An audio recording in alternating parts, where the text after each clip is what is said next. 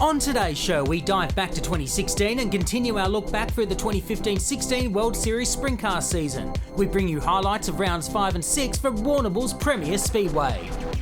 Then we jump forward to last March and head north to Winton Motor Raceway as we look back on the opening round of the 2020 Australian Motor Racing Series, featuring the Promax TA2 muscle cars, Thunder Sports and miniature race cars.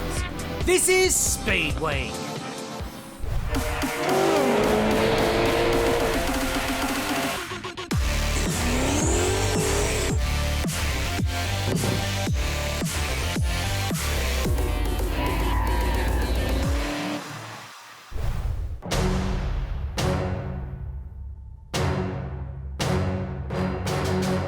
Warrnambool's Premier Speedway. It's fast, banked, and always exciting. And tonight, it is host to round 5 of NZ World Series Sprintcars. Local driver Jamie Veal leads the points after a solid start to the season, but James McFadden is hunting him down after yet another win at Avalon. J-Mac to the top, and look at this! McFadden drops around Kyle Hurst to take the lead. Down to the checkered flag, J-Mac wins at Avalon. He's headed to victory lane. Who will be victorious as NZ World Series Sprint Cars get set for back-to-back nights of racing at one of Australia's best speedways?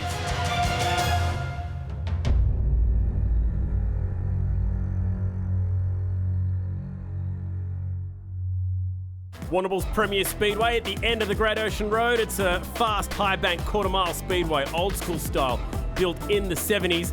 Nearly time for the B main, but highlights from the C main were very, very entertaining. Get ready for the mother of all transfer battles. Absolutely, Luke Walker was going to lead them off, but he was about to get swallowed up because there was a massive battle royale. Everyone trying to get into that transfer, only 2 would make it through. And there were big names too. Check out Sean Dobson trying to fight his way through. Jason Pride after that crash, working his way in from the back. Bit of a spin for Matthew Reid.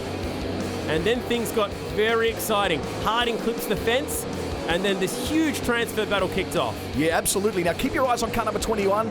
Beg your pardon, 29. The Tamar Cars entry at the top there, owned by Robin Dawkins. That's a clip of the wheel for a guy who is not used to wearing a wing across the top. Very successful in wingless car racing. But Thomas Mesrel was going to be in that massive fight, but the win would go to Glenn Sutherland. Followed by Daniel Harding. He'd get through the back of the B as well. T-Nez, as we like to call him, missing that one by just the one spot. Which leaves us with our B main, the top 6 transfer to the back of the A. This is your last chance to make the show. Kerry Madsen is in a B main. How does that happen? He has really had to fight his way back right from the start of the night, where he was caught in an issue with the power steering that didn't work. He didn't get out to qualify. Got into qualify, but was only able to qualify as high as 14th. But then he was stuck right throughout the night to do the best he could to get through. Sticks himself towards the front of the B main and then tries to tag himself on the back of the A. He's got a fight ahead though. Local hotshot Jack Lee out of 12th. Also, we've got Matt Eagle involved in this one. It is your last chance to make the show. Watch for Jai O'Keefe. He won the B main last year at Avalon as we go green in the B. Also got Brad Keller in this one. Yeah, look, Brendan Quinn has absolutely positioned himself beautiful. Just stayed down low there. It's a little bit of a cattle fight, isn't it? Contact at the back. That was Chris Lacey getting into Glenn Sutherland and one around right in the middle of the racetrack. Yeah, that's the Duke, Peter Dukas. Caution flag will fly. Didn't get a lap in, so it'll be a full restart. Bad news for Dukas. He'll have to go to the back. Yeah, that's the Warrnambool Locksmiths car number V98. Let's check out how it happened for him. Calls replay. He looked to be near the top. There he is, just got loose mid-corner. And to be honest, very lucky that no one else was involved. Yeah, we've got a train of 5, maybe 6 cars going through on the inside of him. Very, very lucky. Let's go back to the restart then. Keeping an eye on there. Kerry Madsen sitting on that second row. Brendan Quinn sitting behind him as well. Just turned 30 at the end of last year. On board thanks to Shannon's Insurance, and try and get in the head of Kerry Madsen right now. It's not like he's never been in this position before. He'd know that he's definitely got the measure of the field. Just a matter of doing everything right and staying out of trouble. He'll come out of that second row as the momentum builds. They are off, and how tight is it at the front? Johnny Vogel's top 5 at Avalon. He leads us through the middle of turns 1 and 2. 4 wide down the back straight as they try and scramble towards the top 6 spots. The General Jack Lee, they're just trying to get around the outside of the 97 of Matt Eagle. Eagle's got some momentum down there. Keke Fallon's in there for this as well. Everything they can do to make it into this top 6. Definitive bottom, definitive top. Nobody daring to run that middle of the racetrack where it is very slick indeed. General is still looking good there. They're just sort of spreading themselves out now, trying to get going. It's just a matter of getting in that space where they can really motor. But look at this, nothing can stop the Federal Minister for Burnouts, Johnny Vogels, but Madsen right in the pursuit of him right now to see if he can stick there in that top 6. The 90 of McCulloch goes underneath. Matt Eagle pushes him up wide. Chad Eli trying to follow the 2 tail tanks ahead of him. He'll stick back towards the top of the racetrack, actually makes the switch down to the bottom. Matt Eagle making the top work for him at the moment. Still a long way to go in the B main here tonight at Warrnambool. Mainline Dynalog Dynamometer's car. Just watching there. This is Vogels. He's in traffic onto the back of Chris Lacey. This gives Madsen a chance to range onto the back of him. Vogels throws a big slide job at the traffic. Yeah, Lacey just avoided an absolute disaster there. You can tell Madsen just held off a little bit, Chad, there because he just didn't know how that was going to play out. Now that they've got some space between them, Madsen will get back in the groove now and see if he can do something about that V70. On a slick racetrack like this, you'd expect Madsen to just go absolutely crazy, picking through the traffic, but he doesn't really need to at the moment. He's already got himself locked into the 7th or 8th row in tonight's A-main if he can hang where he is. He's already registered the quickest lap there at 12:21. Kerry Madsen back on lap 3. So he's the quickest guy on the racetrack at the moment. The caution is flying here. Keke Fallon has looped it. Just inside turn 2. I was just about to say that Jai O'Keefe has a nice gap between himself and 7th position. Why is that important? Well, O'Keefe is on that last transfer spot. Whoa, High-Tech Oil's replay of TVG. Timmy Van Gittingen there, completely out of shape. And that's the kind of night it is at Warrnambool tonight. It is freezing here. Lots of black jackets up in the stands. And that's a great shot at just how slick this racetrack is at the moment. It's one thing you can do is, when a race finishes, is get down and have a look at that racetrack surface. It's very, very different to what it looks like up in the stands. As they regroup, back in single file, Kerry Madsen looking back, thanks to Shannon's Insurance, with that on board, and still, surprisingly, at this stage, hasn't been able to dispose of that car number 70.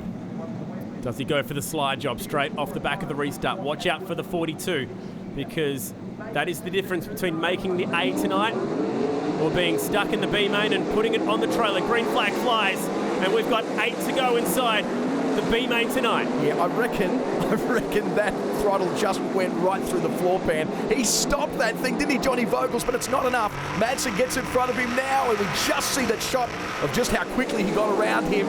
And now Madsen will pretty much hang on to this, you'd assume. Oh. Hasn't changed things back in the field, though, has it? That was Van Gittingen, and that was for the last spot in tonight's A-main. O'Keefe wants it back. The young local throws the slide job, unsuccessful, and we've got a new man sitting in 6th. Yeah, Formula 500 national champion is looking there too, Brock Hallett.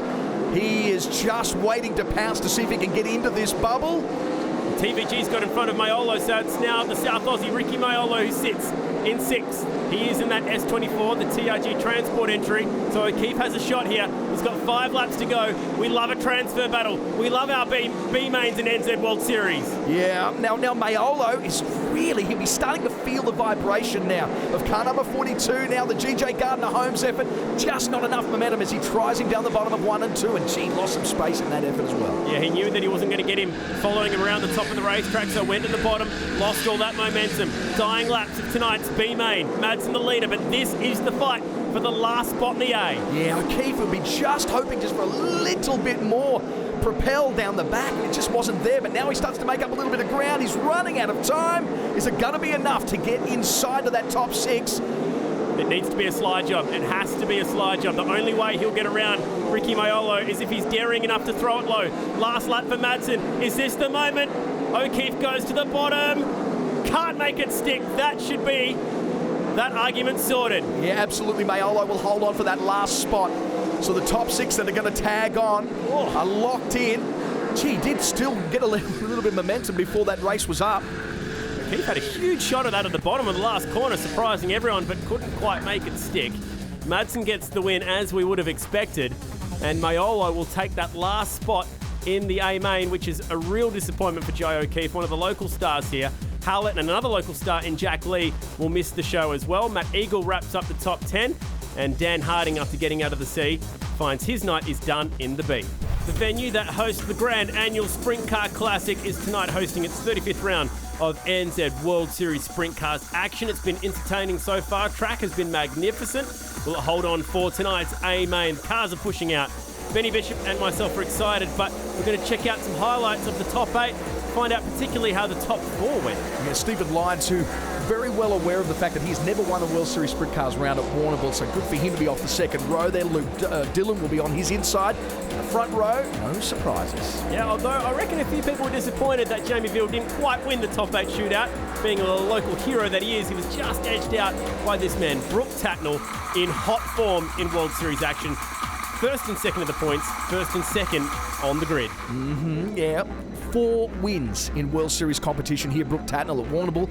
If he were to make 5 tonight, it would be his 75th win in World Series Sprint Cars competition. So he loves his stats, Brooke. I know he'll be thinking that as well. And let's see if he can pull it off tonight. It's not as if this is not the sort of track that he loves. It's perfect for him. He had an early night for New Year's Eve last night. Said he read a book, an autobiography, I believe, and Skyped the family. That's his kind of New Year's Eve in.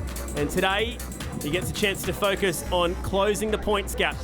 The grid is ticking by. Top left, Hurst, McFadden. They'll start on row 3. Murcott, one of our quick time guys, can only manage a spot inside row 4 as we go 4 wide tonight. Kerry Madsen, one to watch from the mid-pack. Jake Tranter put on a show earlier on. It's a busy A main as the fireworks go off at Warrnambool. Yeah, Randy Hannigan, keep your eyes on car number 55 there, because so far, as far as Speedweek, he's got himself a 9th, he's got a 10th and a DNF. So not really what we expected from the Hurricane. And when you consider that Americans have always done traditionally very well here, I think out of the 35 rounds so far, 16 of them have gone to USA, 19 have gone to Australia. So Hannigan and Hurst, they've got the pressure on to fly the flag for Uncle Sam. What about Madsen? He's both passports these days. This is a conversation that'll just go on and go on. Because if you would put it down that he actually has an American passport, he wouldn't be able to compete in the Australian title. So I think he's just sticking to his St Mary's address at this point, yeah. I think you're right, Benny. It's time now for the A main. Shannon's Insurance on boards across the field. Kyle Hurst claimed his first ever World Series podium here in 2013. Talking to Brooke Tatnall, he said there's 2 places he wants to win at.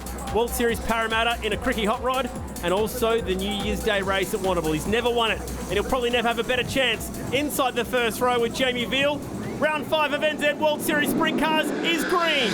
Absolutely. Looking at the back of the field was where my view was, because Kerry Madsen, what a job he's got as he's stuck there right in the sandwich there. Molyneux on his outside. He tries on the inside of Tranter, and you've just got to wonder, what's Kerry thinking? Do I stay safe for a few laps until this sort of breaks out, or do I go hard? Oh, wow, someone's gone hard. Well, it looked like Hutchins had a broken left front on that first lap. It was wobbling around horribly, maybe even a broken shock, as Lyons sticks to the top, goes flying around the outside of Kyle Hurst. He's knuckled down in that 4th position. Also a good battle on ahead of them. Luke Dillon with a big turn of speed. Keep your eyes on those cars that are right down low. You're hardly seeing any opposite lock out of them. They're just driving hard. It's almost tarmac down there for them as they just keep circling around, and it's just going to be a choice of how is my car set up. Is it right for the top? Is it right for the bottom? McFadden just rolls off the throttle. You need to be so patient when you're down the bottom. He's got a pretty good battle going on with the Hurricane. Got the Hurricane and the Tornado in the same race tonight. Neither of them towards the front. How violent is that shot as they go whizzing past the track camera just before turn 3? Oh, yeah, talking of the Tornado, very, very sideways with the attitude there as he heads himself down into the front straight now. The car that looks a little bit similar to his, Johnny Vogel's there just on the right of your screen. James McFadden still sticking down low, as you said before, Chad. Well, he used the top at Avalon to his advantage to get the win. He was picked for an infield pass at round 3 in Mount Gambier. Oh, that's tight between himself and the Milwaukee car. Yeah, California kid on a happy hunting ground here where he got the Grand Annual Sprint Car Classic last year. And Lyons, I don't think, hasn't got the momentum up the top. He's trying to make that top work, but look at that. He loses 2 spots to the guys who are rolling around the bottom of the racetrack at the moment. Patience is key down there for James McFadden. Maybe this track taking a bit of rubber now as Hurst goes flying past Luke Dillon, J-Mac as well. Absolutely the bottom is the place to be right now. Dillon will be giving a little bit of a schooling there because he was fine, all on his own up there, and you can see he moved straight down on that after getting that class. And there's the change for the lead. So Hurst goes flying past Tatnall out of nowhere. Tatnall, Dillon lines all caught at the top.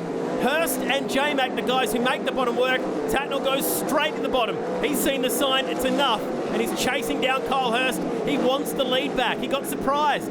You would have thought that Jamie Veal would know exactly where to go out of all of that field. He's the guy who's got the most wins in recent history here. And man, now McFadden, his fellow Warrnambool friend, has just gone straight under him as well. Well, Veal was trying to hug to the bottom, but got tight and just pushed himself up onto the slick. A little bit like Donny Schatz did here a few years ago when J-Mac got around him in the prelim for the Classic. But Hurst is trying to check out, just like he did here at the Classic. 23 laps to go. Kyle Hurst the leader. Can he hang on? So that raises the question, how does Hurst get through the traffic? Well, he's shown how he could get past the fastest guys on the racetrack. He just disposed of 3 races in 2 laps, and they're all big names. He's got under Jamie Veal, he's got under Brooke Tatnall, and now it's going to be a case of how does he get through these guys? He's got past Trenta, and there, thanks to Shannon's, he's just gone past the Tornado as well. That's a good shot. You could see the left front of Timmy's car bouncing around violently there, so maybe picked up some contact on lap 1. That car handling like a very much ill-tempered car right now as Tatnall and both J-Mac go underneath him too. They're trying to stick him to the back now of Kyle Hurst. I think, yeah, we see the Tornado going infield now. He knows he's somewhat of a moving target, and once you're starting to flirt with the leaders coming around you, you're probably thinking, I just need to get out of the road here. Pretty wise and pretty sportsmanlike too of the Tasmanian. As we go back, they spread themselves out a little bit, and Hurst is just feeling the rumble. He wouldn't know whether that's Trenta or whether that's Tatnall, who's behind him and still trying to get onto his tail tank. He'd be thankful for the fact that he can see there's a car between them. This is when it can get a bit confusing when you're watching an A-Main. There is the leader. It is the Milwaukee number 17, Luke Monty owned. Tuned by Kim Buswell, driven by the American Kyle Hurst. Nice work on the low line to put 2 lap cars between himself and second place. It is Brooke Tatnall in second there in the TEH number 2. Yeah, just a little bit of an insight into the cockpit too there as well, Chad. He looked very relaxed at the wheel. He's very much in control and very much at home in something that's probably reminiscent of what he's used to. Very much winning over in California, his home state there, 2-time King of the West champion, and this is what he's used to. He is nailing it. This is very reminiscent of the Grand Annual Sprint Car Classic that he is the defending champion of. Plus, with that first World Series podium coming here, you could say it's a happy hunting ground for him. I'd be sure about that if it wasn't for what happened at the Speedweek final last year, where he got caught up in the fence on the cushion and threw away a certain Speedweek win. Ryan Jones, who we've not seen much of, will be the next lapper. You can only imagine that he's still thinking about that $10,000 he lost just in one fell swoop there. But now maybe he can make it right tonight. Can Kyle Hurst hold on? Brooke Tatnall, as we said earlier, wants that 5th win here at Warrnambool in World Series Sprintcars competition. It would make his 75th win in total for World Series A-Mains. But if he doesn't do something about Kyle Hurst, he's going to be staring down the barrel of the second step on the podium. This guy's on a charge, though, inside the top 10 with 10 laps to go. Kerry Madsen. Out of the B-Main, Shannon's Insurance on board, showing the madman hard at work. On that left rear, hard at work. But with the amount of rubber this track has taken, it's going to be difficult for Kerry to keep moving forward in tonight's A-Main. His run of good fortune might be over tonight. Hurst inside the last 10 laps, in control of this race. A bunch of lap cars between himself, Brooke Tatnall, McFadden and Veal, 3rd and 4th. Lyons wraps up the top 5. And Brendan Quinn just sitting right in front of Tatnall there at the moment. Not a lot he can do about it. And you can feel the vibration too of James McFadden right on his tail. But he is running out of laps to do anything about Kyle Hurst, who is very much in control out the front. How about J-Mac's form this USC Speedweek? He has been on the podium every night, including a couple of wins. Could have been 3 straight had he not been pinged for an infield pass at Mount Gambier. Oh, right on cue, the right rear tyre's gone. J-Mac's oh, and so too Kyle Hurst. Are you kidding me? 2 tyres go in the space of a lap, 1st and 3rd. Hurst pulls infield, on track for his first World Series victory, and it has just exploded behind him. The visor comes up on the Westralian Diamond Drillers car number 25 pilot of James McFadden. Just as you were saying, he's staring down the barrel of another podium finish. There is 2 massive disappointments there. Within 5 seconds of each other, a pair of right rears expire. Two dead Hoosiers in the infield, and they pull up right next to each other. It's enough to bring out the caution and give the lead to Tatnall. Goodness me. Wow, the shaking of the head. I can't believe it. I can't believe it. No one can. There it is. There's the dead tyre still sitting there. So much drama. Kyle Hurst, the leader, is out of the race. Now he's down to the infield without Bryony Ingerson. Kyle, that's heartbreaking. 5 laps away from your first World Series Sprintcars win, and this happens. It's a heartbreaker. I thought I was looking after him enough, but obviously not. It is what it is. Really wanted that one, but Huck will come back tomorrow. We'll do it again. Can't thank Luch, Monty, Milwaukee Tools, Buzzy, Raymond, everything they do for me. Just, it'll come when it's my time, I guess. He was staring down the barrel of his first win, but now Tatnall is staring down the barrel of his 75th. But he's got last year's winner behind him as we get set for the restart here at Warrnambool. Yeah, nice launch from Tatnall. Keep in mind, too, the salvage job of the night. Madsen well and truly in the top 10. He's gone up 2 spots as a result, too. He's right behind Randy Hannigan. He's got Murcott ahead of him. One of our quick time guys earlier, so they dive straight back to the bottom, down in 3 and 4. Pretty obvious where you need to run on this racetrack. It's had a lot of cars on it tonight. 4 to go. Tatnall looking comfortable. Off into the sunset's probably the best way. Dylan there looking after 4th pretty well as well. This is the best result so far for Hannigan if he can hold on with 3 to go. Tatnall made no secret the reason he's back in Australia, apart from the fact that he has a great relationship with the Cricky family. He's here to win. He wants a 10th championship. He needs to keep winning races. He wants to pocket the prize money. He got 10 grand at Mount Gambier. He's on for another 10K now, and he's going to close up those all-important USC Speedweek points. He is well and truly in control. You can imagine he can feel it in his fingertips. I don't think there is anything there that Jamie Veal, man, he almost like the reverse slingshot there, just really lost a lot of time. But now Brooke Tatnall has claimed his 75th World Series Sprint Cars win. The fireworks go off at Warrnambool. Checkered flags out. Controversial night comes to an end. Unbelievably bad luck for Luch Monty and everyone associated with the car that Kyle Hurst was driving. But it's good luck for this guy. 2 wins in Speedweek. Tatnall gets another one and actually takes control of the USC points. This is how they'll wind up. Lyons back on the podium. Dylan just off it. Madsen drove all the way to 7th. Yeah, definitely the Hoosier hard charger goes to Kerry Madsen there. Just in front of him, Randy Hannigan, his best result over Speedweek so far. What a great A-main. Let's hear from our winner.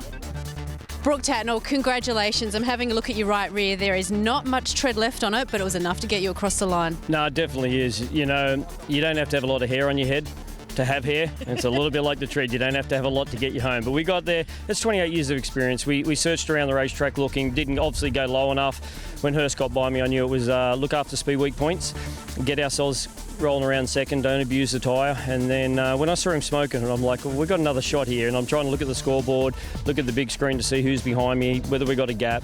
And as I say, we just had to look after it. But, you know, this Barker Trailers, Transport Equipment High Cricket Motorsports team, led by Dylan and Finchy, you know, we're here to win championships, we're here to win Speedweek, we're here to win races.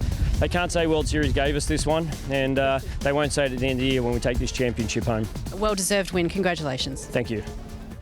Another classic Brooke Tatnall interview, and now the USC Speedweek points look like this. Tatnall's now in charge by just 10 points over Jamie Veal. J-Mac looked to be just about a sure deal if he'd held on to a podium here tonight. Now he's still with a shot back in 3rd. But the guy who's leading the overall points in World Series Sprint Cars for 2015-16, thanks to NZ, Jamie Veal. He's ahead of Brooke Tatnall, sitting in 2nd. James McFadden sitting 3rd. Dylan and Lyons, then to Hurst, then Murcott, rounding out the 7. So NZ World Series action at Warrnambool was exciting, and there's one night left in USC Speedweek. Who's going to take the 10K? We'll find out next time. Thanks for joining us. There's more World Series Sprint Cars action from Warrnambool after the break as round 6 comes your way.